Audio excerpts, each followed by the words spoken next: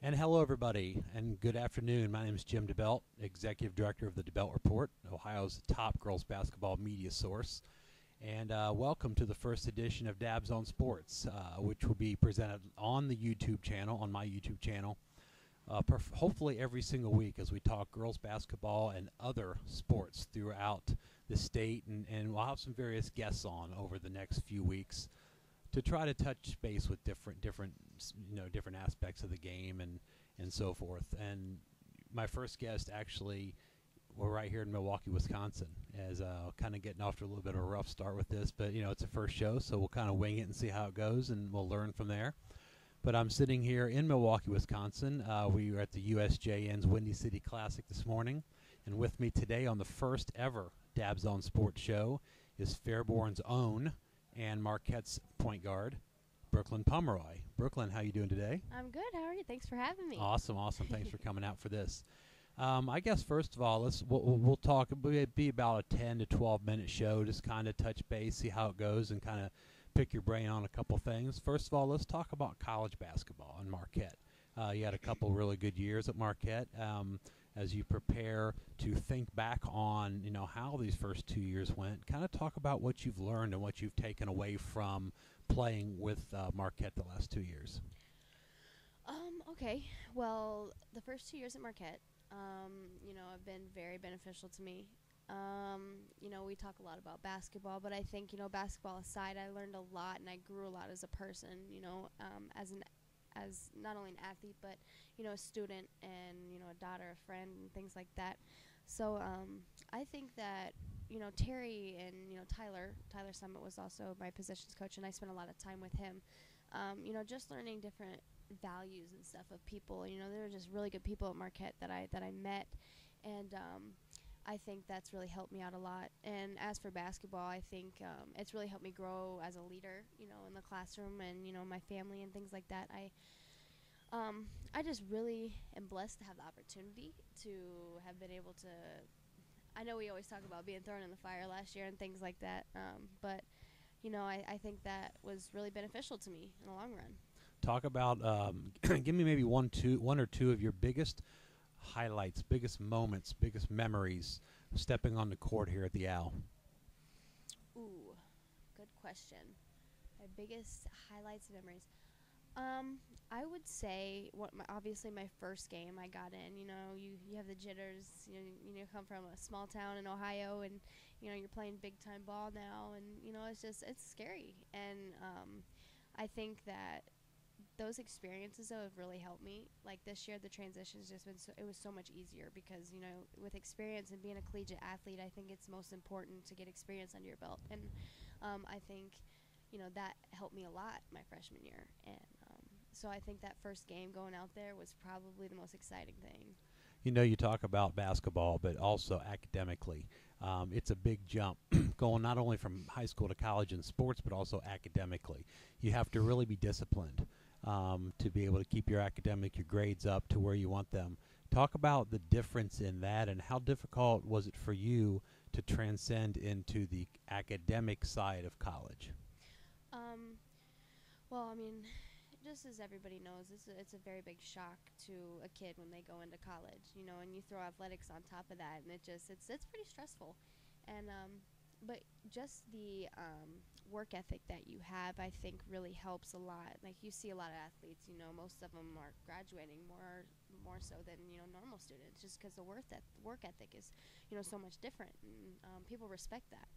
So I think going into college, I wish I probably would have spent more time, in the classroom, and So mom and dad were right. they were Academics right. are very were. important. And actually, side note, me and Jim talked about it earlier today. I I had one of those times in my life where it was like a touch me moment. Like I realized that my parents, were right. After all those years. I hope all the teenagers are listening, especially mine. Right. Montana. No, but yeah, you grow up and your parents are like, you'll thank me later, and you see it in movies and everything, and it's just like, oh, no way, there's no way. And so a few weeks ago, I actually gave my parents a call, and I thanked them for everything that they've done, because you realize how much all this stuff benefits you, and you know, I just think that all the connections that I've made throughout my life, and things like that, with my parents giving me everything that they have, I feel like I did take advantage of that a lot when I was younger, and so I think that that needs to be appreciated a little bit more. Absolutely right. Absolutely right. Yeah. Speaking of parents, and one of the sacrifices a lot of them make, and including yours and a lot of kids that go on to the next level, is how much time they give up in the summer for AAU basketball. A lot of money, a lot of time. Sometimes family vacations are skipped because they've got to be on the road in July to be able to be seen by coaches. So talk about. And we saw some AAU this morning. We went to the Windy City Classic over at the Recplex in Pleasant Prairie, and got to see some old friends at the Hoop Stars and the Dayton Metro. But talk about AAU, and you, as you're sitting there today, you leaned over to me and said, "God, I miss this stuff." Right. Talk about what it was like for you to play AAU, and exactly why did you miss it so much? Yeah, like I said, I would go my whole life playing AAU, getting paid minimum wage, than doing anything else, because that experience was just amazing, and I absolutely loved it.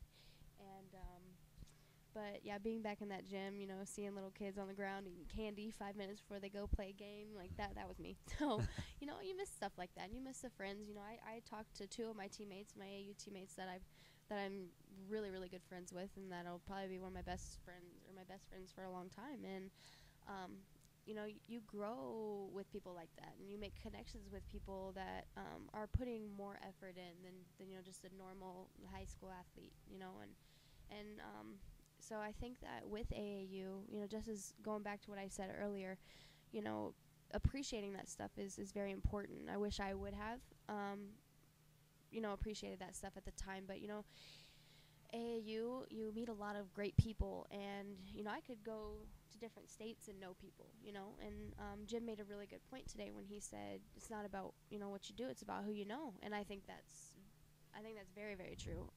So with AAU, I know we're talking about that, but I do miss that a lot, and I know my teammates do too. They said the same thing. They're like, "Oh, I miss it," and blah blah blah. But it's just something you gotta live out while you have the chance. Right. And you go back before AAU, and of course you were a stellar athlete at Fairborn High School back in the heyday, which wasn't too far ago. It was a couple of years ago. Steve Hannaford had done a great job with Fairborn, and of course they had a couple nice runs with yourself, Alexis Gassion, and players like Candace Alexander and Chelsea Reed. Back in the day when Fairborn was really made a couple nice runs. Talk about the memories you take away from playing at Fairborn. I absolutely loved it. I met some awesome people that, just like I mentioned earlier with AU, it's just people you're gonna be in contact with for a long time. And I think that with, playing for Fairborn, it's nice. It was a good experience because it's not everybody on the team was expecting to move on with their basketball career. And look at Jamie Vini, another Division I athlete. So, I mean, there's 3 or 4 kids that went to play college from Absolutely. Fairborn. So, I mean, it was a really good mixture for me. I think that it kept me very grounded and level-headed, because you had a mix of people who, high school is usually there for a social event. It's not necessarily. Some people use it to move on with their career, and some people, just use a social event. And I think that it was nice to have a little bit of both. Right. As we talk about some of the things, we get ready to wrap up here in about a minute or so. You have a lot of kids out there, and being a role model is very important. I think some people, Charles Barkley once said, "I'm not a role model." Well, I'm sorry, Charles. You are a role model. Brooklyn, you're a role model, and everybody that you watch on television is a role model because they can make a difference in these kids' lives. So if you were to give some advice to some of the kids out there that really want to play at the next level, or even just make their high school team, tell me what you could tell. If you could tell these kids, what would you tell them? Most of this interview, the recent past ones, it's always been X's and O's, and I think that now it's, I've matured a little bit, for the most part, and I think that the most important thing to take out of it is just, learning the work ethic, working hard. And when life punches, you got to punch back even harder. And every single time, you just got to keep getting back up and fighting and fighting and fighting. And I think that's something that you could use for basketball, but you could also use it for life afterwards, because basketball doesn't last forever. Right. And you know, as we make our trip back up to Miller Park tonight for the Brewers and Cubs game, which, by the way, to all the Cubs fans watching, sorry you don't have a chance. I'm sorry. But all kidding aside, you know, we had a really cool time last. We haven't talked publicly about this since it happened, but we had a real cool summer last year, getting invited by the Brewers to throw out the first pitch against the Reds of all teams. Real quickly, kind of talk about how awesome that experience was. I mean, because you think about it, it's like, who gets to do that? I mean, Absolutely. it's like it all comes back to basketball. Well, before I touch base on that, I want everybody to go to YouTube, and I want you to look up Jim Dabbelt, Brooklyn Pumroy first pitch, Brewers game, and watch this. Don't guys. do it. Don't Watch this do guy's it. awesome pitch and listen to the announcer go, well, after he throws his Don't do ball it. into the grass. I advise you to watch anything else but that. No, but on a more serious note, it's a very good opportunity, and once again I thank you publicly for. Well, it's not about me. It's really it's about the fact that being an athlete here in town, it's really great that you got the chance to do something like that, and it was actually something you'll always remember, I'm sure. Absolutely, I just appreciate the opportunity to be able to do it. It's a big thing, and we talk about. I think we discussed this after about the connections you make with basketball. And I think that was a big thing. It's because of basketball I was there. Yeah. And, that's just awesome. Awesome. It was fun. So we're coming to you from Milwaukee. Once again, this is Jim Dabbelt coming to you live from a brisk late April afternoon. USJN was wrapping up this weekend. Good luck to all the players as we head out into a great AAU summer coming up. Work hard, get better, and just remember that we'll be back with another show. I'll be with another friend of mine who's actually not only with the Milwaukee Brewers, but he's also an assistant coach up in Northern Ohio during the basketball season. We're going to talk about Northern Ohio basketball, and of course we got to talk about baseball and talk about the division, and it's going to be a fun time. So I hope you enjoy the show, and hope you check us again as we progress throughout the next few weeks. So for Brooklyn Pumroy, this is Jim Dabbelt saying have a great weekend.